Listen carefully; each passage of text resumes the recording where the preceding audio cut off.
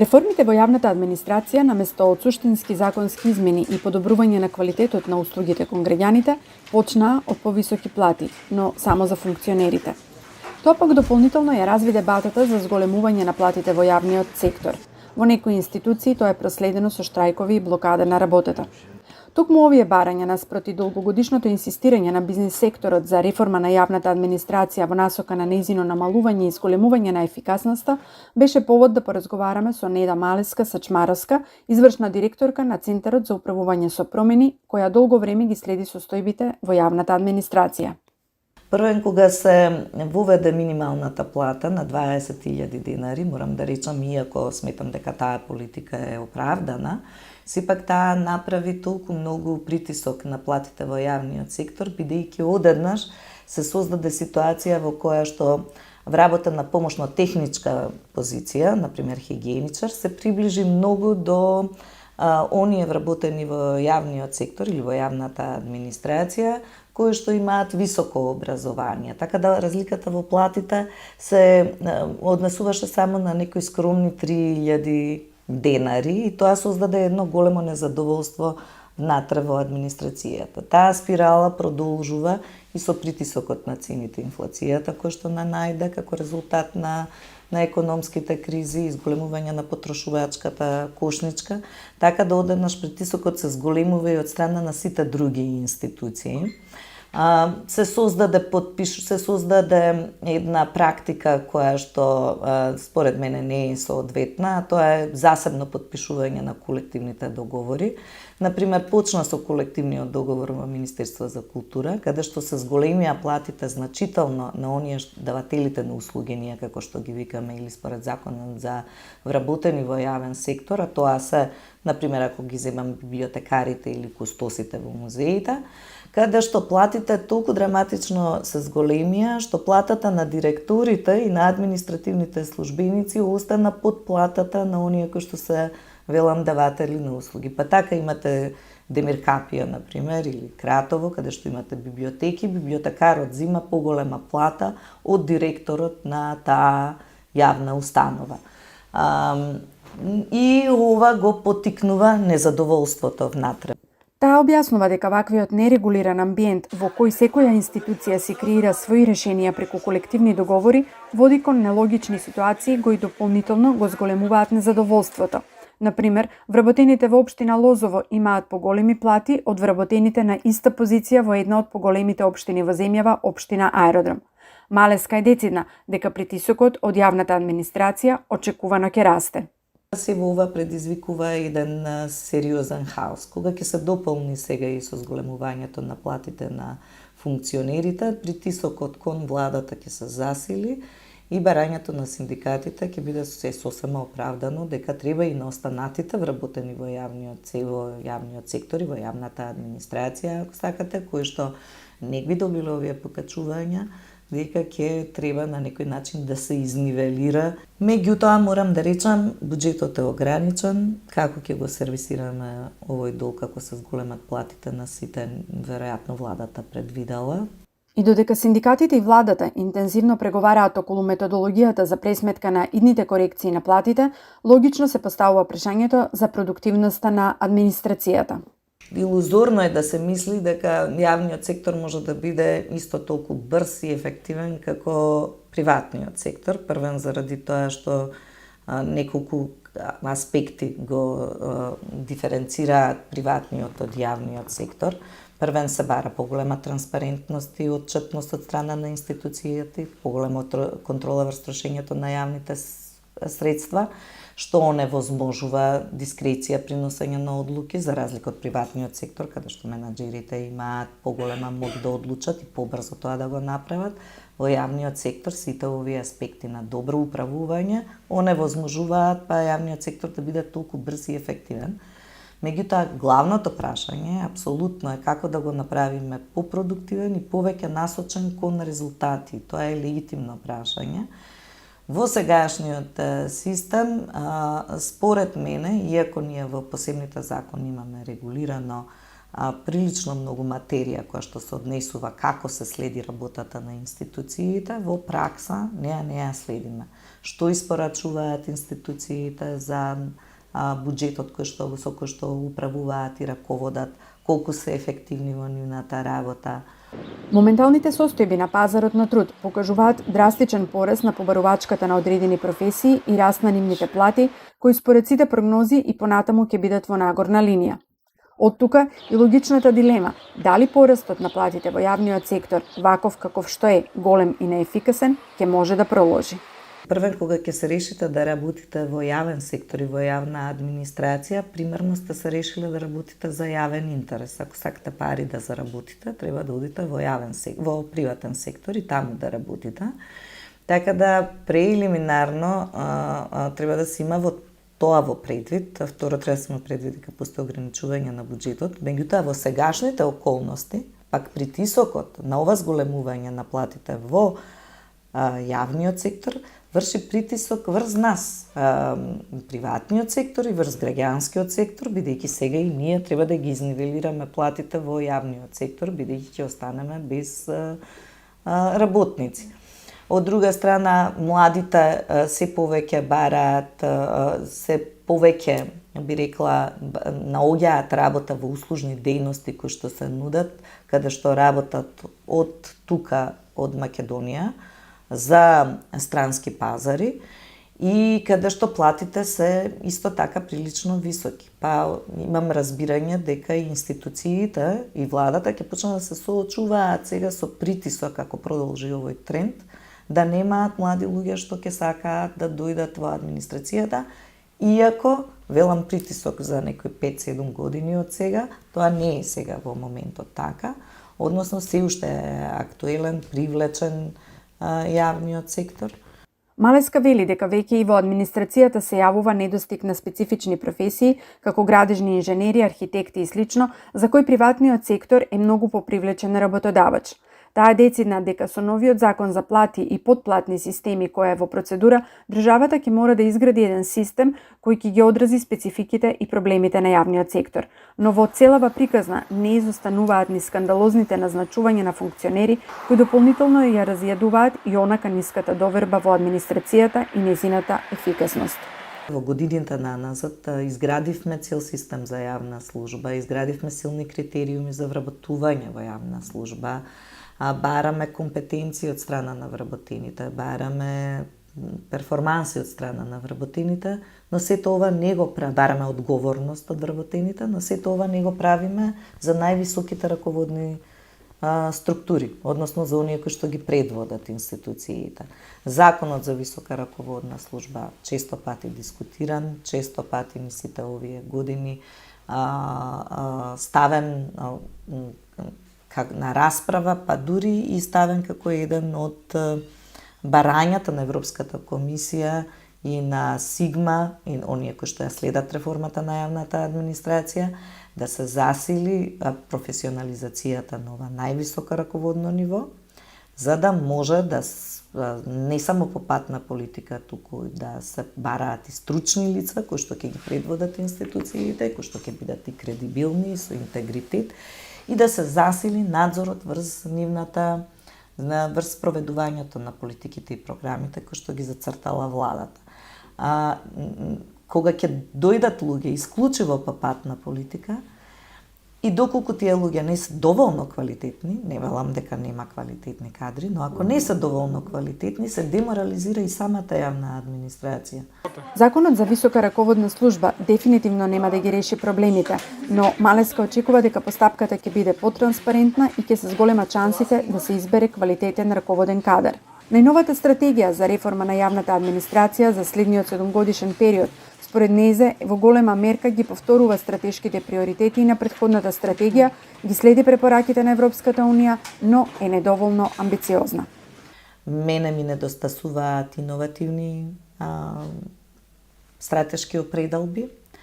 Она што би сакала повеќе да видиме како овие стратегии, овие документи на владата говорат за подобрување на квалитетот на администрацијата во однос кон граѓаните, а не само подобрување преку донесување на закони на она што на условите на внатре на административните службеници и на вработениот во јавниот сектор.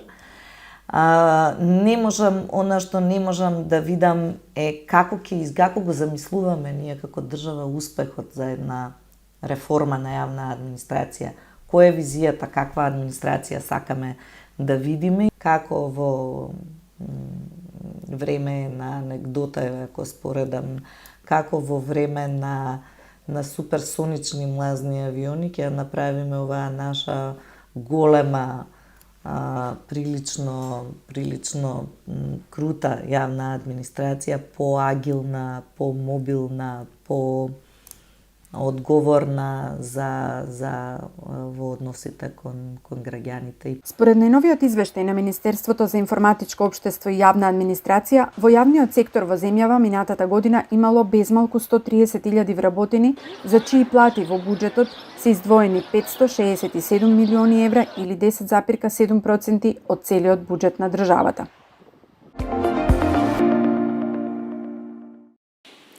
Добар ден, министре, благодарам што сте дел од нашата емисија. Интервјуто го правиме во очи на вашиот јубилеј, би рекла, 100 дена од како ја преземавте оваа функција. Вие не сте случаен човек во овој ресор. Една мала ретроспектива за овие 100 дена. Кои беа клучните предизвици и клучните проблеми кои што ги затекнавте и на кои што работевте во Министерството? Добре дојдовте во Министерство за информатичко општество и администрација. Знаете, Министерството има 3 главни столба во кои што ценам дека се многу битни за економија, транспарентност, креирање на политики во државата. Тие се дигитализација, јавен сектор и медиуми. Според првиот столб, значи во дигитална трансформација, каде што е процес не само кај нас, во цел свет, ценам дека ќе се подобрат и процесите, но и креирањето на политиките. Знаете, креирање на политики врз основа на податоци е многу пореално отколку да седнете во една канцеларија и да креирате закони и политики. Така да од оваа гледна точка ценам дека дигиталната трансформација е многу битна, затоа еден од клучните активности во кои што ги имаме во Министерството е да правиме све што е во наша моќ, да смениме закони и да дигитализираме процеси, се со цел да имаме таков амбиент на подобро креирање на политики, но и подигнување на транспарентноста. Вториот столб е јавна администрација. Знаете, според трендовите во јавната администрација вие мора да имате оптимални процеси и процесите да бидат ако може во реално време. Кај нас се соочуваме со јавна администрација која што навистина е предизвик да се работи и од аспект на оптимизација на органите на јавна администрација, но исто така и од аспект на функционалност. Така да тука имаме неколку закони во кои што ние интензивно работиме и 3 од нив и мора да ги донесеме до крајот на годината, се со цел да бидеме во линија и врз основа на потребите и правилата во кои што ги има Европската Унија. Ние во тој скрининг процес ќе треба да ги имаме изгласани тие 3 закони во кои што се поврзани со јавната администрација. Додека третиот столб се медиумите, знаете, без медиуми вие немате амбиент во кој што имате отчетност, транспарентност и така натаму. Тука имаме 2 закони во кои што ни се многу битни. Едниот од нив, првата фаза, ни е веќе во собрание. Зошто го одвоивме? Тоа е законот за АВМУ. Го одвоивме заради креативна Европа. Нели знаете, имавме ние датум каде што рекла до 31 мај. Влеговме во фотофиниш. Баш. И до 31 мај ние мораше да имаме изгласан закон. За среќа успеавме тој закон да ни биде побрза постапка во собрание. Моментално и баравме од Европската Унија да не бидеме отстранети од креативна Европа и да не дозволат плюс 1 месец, се со цел да биде изгласан законот. Јас сум многу среќен дека тој дел од законот е веќе во собрание. Моментално го имаме вториот дел од истиот закон, зашто беше одвоен. За жал морам да кажам дека медиумскиот простор во Македонија не е толку, многу е дисперзиран, различни интереси, така да вториот дел од законот беше, ајде да кажеме, посензитивен од првиот дел, затоа исто така се работи со експертски тим и во согласност со ЕУ директивите. Ценам дека и тој дел од вториот закон ќе ќе биде во парламент, но многу битно за мене и за Министерството исто така е законот за медиуми, каде што таму ќе се креира простор и ќе се регулираат исто така и другите активни, да кажеме, чинители во медиумскиот простор, како што се порталите, не знам, мултимедијалните материјали, компарација помеѓу што значи традиционални медиуми и тие што се онлайн. Така да во тој дел ценам дека треба да вложиме многу труд, работиме со сите стекхолдери, еве најверојатно и вие ќе бидете дел од таа јавна дебата во која што многу наскоро ќе имаме за вториот дел од закон. Така, сето се ова комплексни прашања кои што навистина бараат една соопфатна дебата, вклученост на сите општествени чинители, но да се фокусираме на администрацијата, мислам дека граѓаните најмногу ги интересира од аспект на услугите што ги добиваат, квалитетот на услугите, брзината и така натаму. Рековте дека е, како рековте, предизвик да се работи со македонската администрација. Последниот извештај на Заводот за ревизија нотира неколку клучни слабости и тоа се исто така големи прашања на кои што треба да се осврнеме. Например, за мене беше шокантен податокот дека Советот за јавна администрација како највисоко тело во последната година и пол воопшто немал ни една средба, откако е формиран само 7 пати се состанал. Како го толкувате овој податок? Знаете, пак, еве ќе почнам од истата реченица. Значи, навистина е предизвик од неколку аспекти. Значи, прво, јас никогаш не сум верувал со добра инфраструктура ќе менувате процеси. Значи, процесите се менуваат ако целиот екосистем се подобрува. Тоа значи и инфраструктура, подразбирам физичка инфраструктура, човечки капацитети, добри политики. Ако ги имате овие три столба навистина компатибилни една со друга, ќе имате јавна администрација добра и флексибилна и отчетна кон граѓаните. Ние за жал имаме инфраструктура во јавната администрација каде што не се компатибилни една со друга. Што сакам да кажам? Вие имате денеска администратори во кои што за жал неколку години не поминале низ обуки и колку и да биле добри пред 10-15 години, тие веќе не се компатибилни со процесите во кои што треба да ги обслужат граѓаните. Вие имате органи на јавната администрација каде што за жал немат јасен и прецизни функционалности и работа во која што тие треба да ја извршуваат. И од другата страна имате институции како што се министерствата во кои што друг предизвик немат човечки ресурси. Значи на крај на ден вие знаете дека сите збориме дека јавната администрација е 123.000 и нешто и како бројка е навистина голема врз основа на каква држава, значи инфраструктурата и големината во споредба со ЕУ државите, но од другата страна, ако вие ги прашувате, вклучувајќи ја и МИОА, како министерство, например, ние имаме сектори тука во кои што имат еден вработен или немат ни еден. Фактички, или имаме информатичари во кои што моментално ни требаат уште 15 други. Ова е многу суштинско, затоа што оваа дискрепанца помеѓу вработениот кадар и квалитетот на она што се работи практично го отсликува и целиот проблем. 52% од директорите се веда директори избрани без конкурс. Тука се отвора прашањето заедно со вашиот одговор, исто така се наметна за партизацијата. Значи колку се вработува кадар кој што или не е потребен или ги нема потребните квалификации. Така е.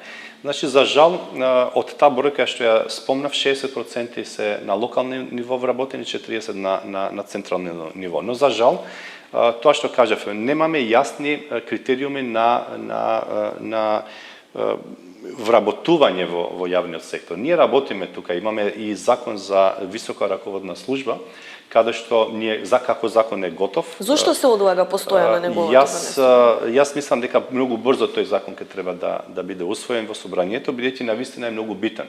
Има ли политичка волја од партиите?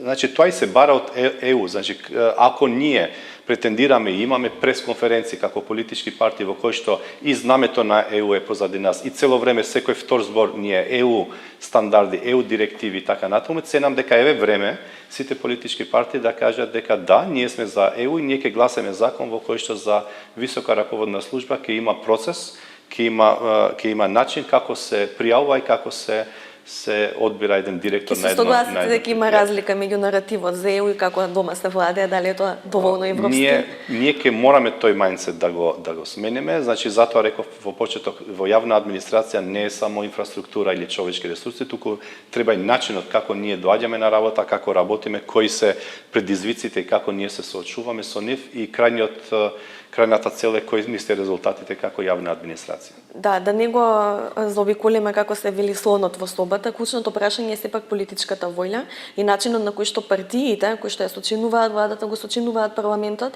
се поставени кон јавната администрација. Како да се реформира јавната администрација ако самите партии внатрешно не се демократизираат и не се ослободат од клиентелизмот како една голема болка? Вака, јас реков дека мене ми е чест што сум министер во Министерство за информатичко општество и администрација заради две работи. Прво, видите, цел живот ми е со дигитална трансформација и сега ми е можноста и плюс креирање на политики за тоа, но вториот дел, видите, јас цврсто верувам дека со овие три столба во кои што ги имаме тука кај нас, ќе се подобри тој екосистем во државата. Како? Преку дигиталната трансформација, вие како новинари ќе може транспарентно и во реално време да ги следите бројките. Например, сега ги знаете јасно колку се вработени во јавната администрација. Исто така работиме на визуализација на нив. Имате Open Data порталот во кој што може да имате пристап и да ги видите материјалите. Од другата страна, паралелно со тоа, извинете што ќе ве прекинам, министри има кои што ги кријат хонорарците, например, и не знаеме колку се... Ќе стигнам до третиот столб, зошто ценам дека преку ова министерство и заедно со вас ќе може да се подобри целата ситуација. Во вториот дел, исто така во јавна администрација, ние ги креираме овие политики и тие мора да бидат компатибилни со ЕУ. Тоа значи мора да намалиме број на институции, мора да ги споиме една со друга ако има потреба. На крај мора да знаеме јасен профил на институција, зошто е креирана и кои се резултатите на крај на ден во кој што таа треба да ги има. И третиот столб во кој што најбитни сте вие, новинарите или медиумите, вие треба најверојатно преку првиот и вториот столб, преку податоци и институциите да барате од сите институции податоци во кои што се од јавен карактер. Некои од нив ги имате, другите ќе ги барате. Значи преку тој притисок од цел екосистем ние ќе се подобриме како општество. И тоа не е само кај нас, сите општества во западниот свет се така подобрени, не се природно подобрени, туку се од тој екосистем. Значи додека вие правите притисок во една институција во друга, во овој случај медиумите кон јавната администрација, кон политиките креирани од државата, ние исто така кон барањето кон вас, бидејќи вие мора да се согласите дека и медиумите и тој медиумски простор не е на ниво во кој што е во западните земји. Така да тој цел екосистем не остави кај што сме. Ако ние се подигнеме и се помагаме еден со друг, ценам дека многу брзо ние како институции, како држава може да бидеме подобри и на крај да се фалиме со тоа што го имаме и со тоа што го правиме. Така, некои конкретни чекори кои што се преземени во овие последни 3 месеци, да речам, конкретни проекти на кои што работите, можете да ги споделите? Да, имаме конкретни, ќе одам од првиот столб, значи за да имате јасна дигитална трансформација, вие мора да имате јасна слика. Мора да почнете од почеток. Јасна слика што значи за дигитална трансформација? Да имате увид на ниво на државата за инфраструктура во информатичко општество, да имате јасна слика со кој капацитет на човечки ресурси вие располагате и третиот момент е со кој капацитет на софтверски решенја вие располагате. Значи првиот момент во кој што јас барав од министерството и од вработените е да ми дадат јасна слика. Видов дека тоа го нема, значи и тоа е за жал. Ние со години збориме за различни активности поврзани со дигитализација, немаме јасна слика што се случува. Во моментот скенираме на ниво на државата и на локално и на централно ниво за да имаме јасна слика со овие капацитети како располагаме. Од тоа ќе произлезе кои ќе бидат политиките и акцијскиот план за дигитална трансформација и на крај една од битните елементи во кои што јас како министер тука од првиот момент креиравме работна група е за Агенција за дигитална трансформација. Значи преку таа нова институција Агенција за дигитална трансформација, вие ќе можете да имате амбрела на ниво на државата и од аспект на инфраструктура, човечки ресурси и софтверски решенја. Моментално Ќе ги опфаќа таа сите институции? Да, таа ќе ги опфаќа сите институции, ќе бидеме посигурни. Вие денеска знаете дека една од главните теми кај нас е сајбербезбедноста. Тоа е тема во светот, не е само кај нас, но светот има различен пристап и има некаков тип на решение. За жал, ние имаме парцијални решенија. Тоа значи дека секоја институција, како што знае и уме, дава одговорност, дава систем или одговорност на проблемите во кои што се соочува со сајбербезбедноста. И затоа имаме хакирани сајтови кои што за жал 3 месеци не можеме имаме институции во кои што има голем предизвик тоа. Кога ќе имаме таква институција на централно ниво, вие првиот филтер ќе ви биде, после кога веќе имате втор филтер на локално ниво, вие многу полесно, бидејќи процесите веќе ви се филтрирани горе. Вториот момент е човечки ресурси. Вие знаете дека ICT и информатичкото општество во сите земји придонесува кон економијата и тоа негде се движи до 10%. Значи со добра дигитална трансформација, освен што ќе оптимизирате во јавна администрација, вие и економскиот момент ќе го подобрите, со тоа ќе се подобри иначе и живењето и вклучително и борбата со корупција, како една тоа не е најглавен предизвик во јавна администрација и затоа ние до крајот на годината се заложивме како министерство да имаме нови 150 електронски сервиси, значи услуги во кои што ги имат граѓаните сега по традиционален пат, ќе може да дојдат до тие услуги од компјутерот дома без да има човечки фактор во средина. Една од тие услуги во кои што вчера ние ја промовиравме е услугата извод на родени. Знаете дека било предизвик за младите родители да стигнат до извод на родени, а тоа значи дека за родителите во тој момент кога имате извод од дете, тоа фактички е го институционализирате детето како дел од државата во која живеете. Да, сега ќе може дигитално. Може дигитално од дома да дојдете до извод. Имате прилично амбициозни планови, ќе речем, ќе ве остават ли да си ги завршите? Затоа што една од клучните забелешки исто така честото менување на кадар, меѓу другото и на министри, не само во вашата област, туку воопшто. И она што е уште пострашно е што политиките на претходниците ретко кога се следат, па така имаме еден тотален хаос во имплементацијата на визијата за државата. Ке имате ли вие можност да ги дореализирате овие проекти? Знаете, работи во кои што не зависат од вас не треба да бидете дел од вашите секојдневни процеси. Верувајте дека тоа воопшто не размислуваме на таа тема ние како кабинет. Идејата е додека сме тука, макар и еден ден, да дадете придонес кон тоа што вие го правите. Вториот момент во јавна администрација, рековте, кои ви се предизвиците и што ќе направите, се тие закони во кои што ќе имаме јавна администрација компатибилна со ЕУ барањата, директивите и стандардите. Да, законот за висока раководна служба е нешто на кое што ДКСК силно инсистира, така што се надевам дека тука и тој притисок од овие регулаторни тела независни ќе може да се искористи.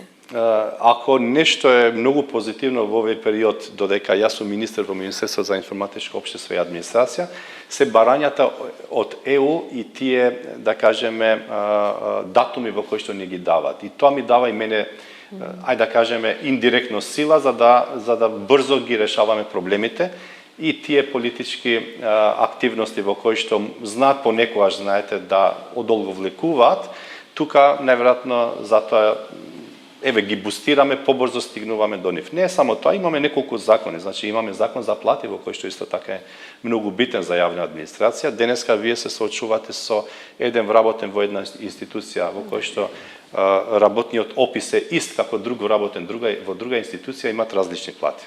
Така и тоа е предизвик и исто така работиме на тоа. Исто имаме закон за вработени во јавниот сектор, имаме закон за органи на државна управа.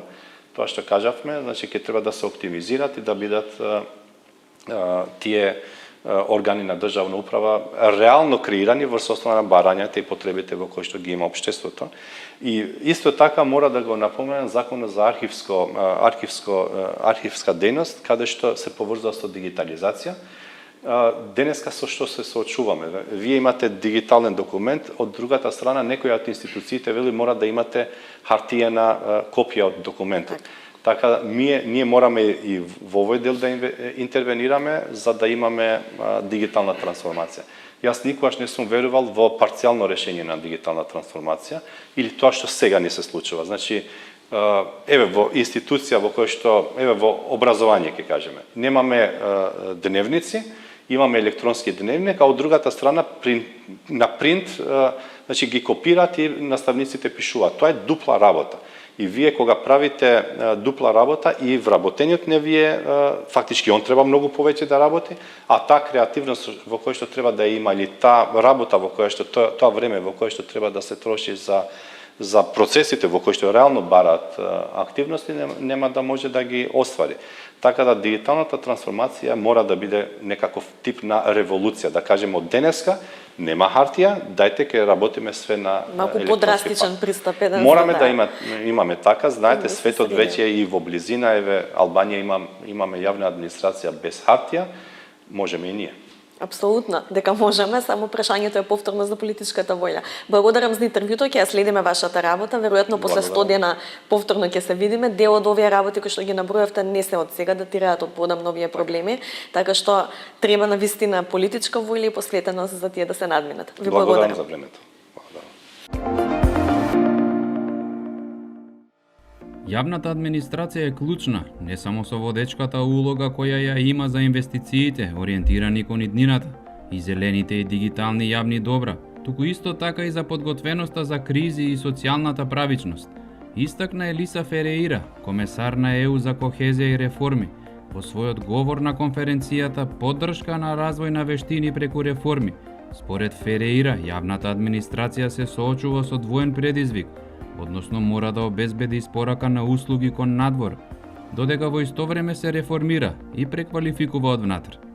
Од тие причини, различни проекти за подобрување на вештините на јавната администрација, особено дигиталните вештини, се поддржуваат преку ЕУ инструментот за техничка поддршка. Еврокомесарот Фереира ја истакна и важноста на ПЕЙС програмата, односно програмата за соработка и размена на јавната администрација, преку која во 2023 година 18 земји членки на Унијата ќе имаат можност да искористат придобивки од 70 размени на повеќе од 300 јавни службеници. Ова е прва шема за размена на толку големо ниво и преку неа ќе има трансфер на вештини и експертиза на различни полиња, од даночен систем до податоци за спроведување на законите.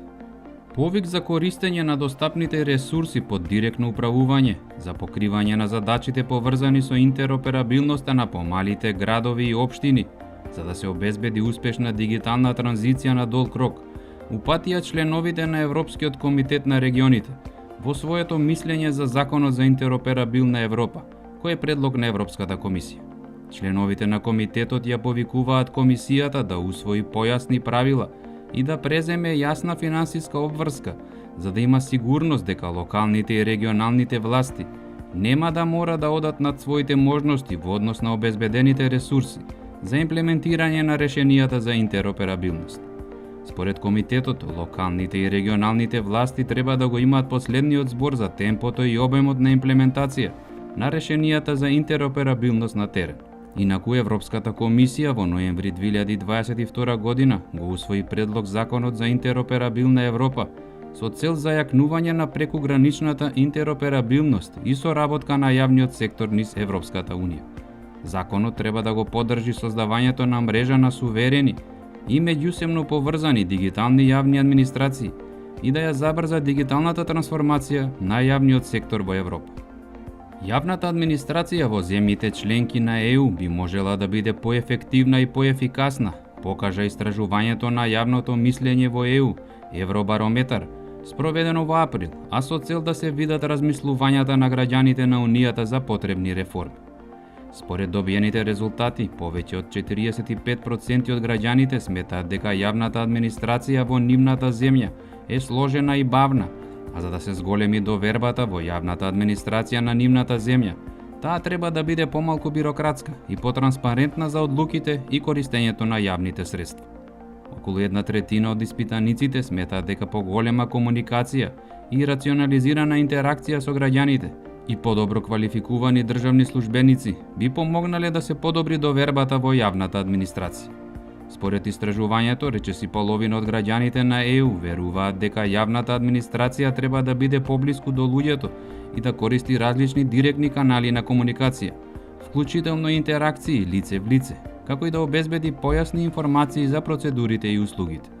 Граѓаните на ЕУ, односно скоро третина од испитаниците, исто така бараат повеќе дигитални услуги и лесни за користење електронски владини услуги.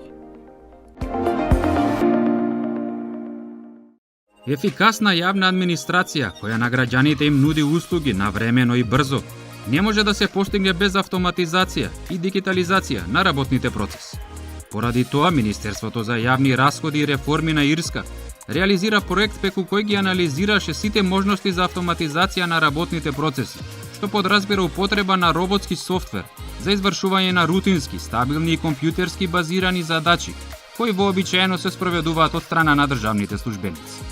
Роботската автоматизација на процесите е технологија за автоматизирање на повторувачки работни процеси со користење на компјутерски програми и роботи кои симулираат човечка работа, односно самостојно извршуваат задачи кои дотогаш ги извршувале луѓе со повеќекратно кликнување или преглед на компјутерски екран за да се дојде до посакуваната цел.